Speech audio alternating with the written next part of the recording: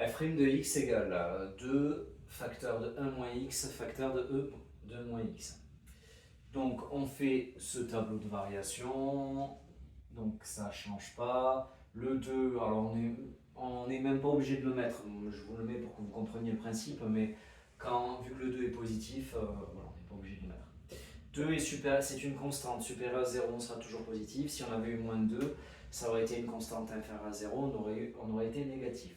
Donc là, on va de moins infini à plus infini, mais si jamais votre intervalle change et que il est par exemple de moins 3 à 7, il faudra faire l'intervalle de moins 3 à 7. Ensuite, on fait le signe de 1 moins x.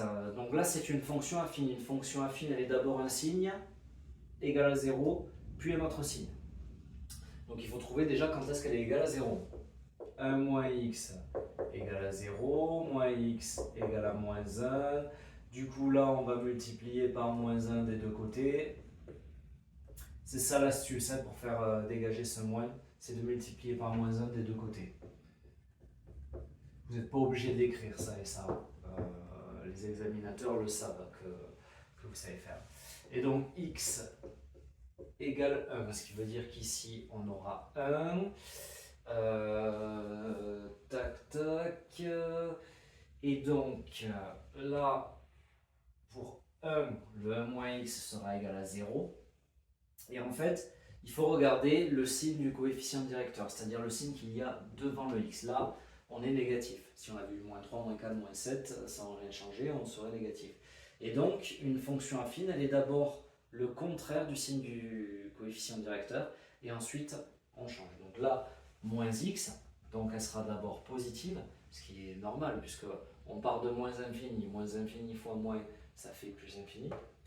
Et ensuite, on passe à 0, et on devient négatif. Donc là, j'ai le signe de mon deuxième facteur. Et enfin, le signe de mon troisième facteur, c'est l'exponentielle de moins x. Exponentielle de moins x, une exponentielle est toujours positive, c'est comme un carré. Donc ici, plus. On tombe le 0. Là, on a la dérivée finale. Plus fois plus, fois plus, plus fois moins, moins fois plus, moins. Et donc, on a fait le signe de la dérivée. Maintenant, on veut les variations. Dès quand la dérivée est positive, la fonction sera croissante. Quand la dérivée est négative, la fonction sera décroissante. Ici, on calcule f de 1. Et là, on calcule la limite quand x tend vers moins infini de f de x, et la limite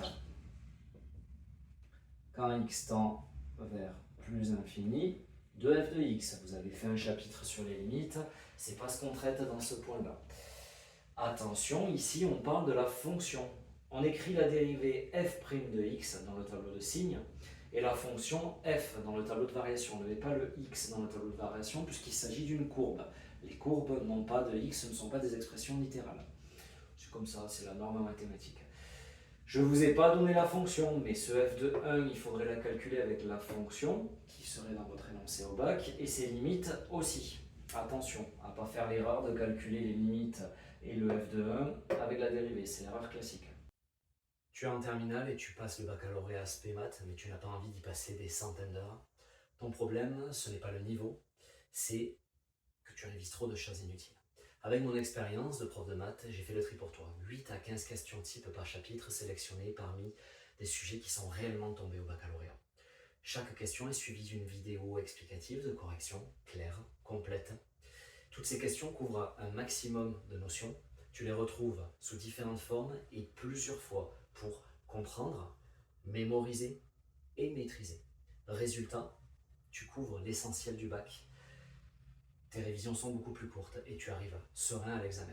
Tout est dans l'application, le lien est dans la description.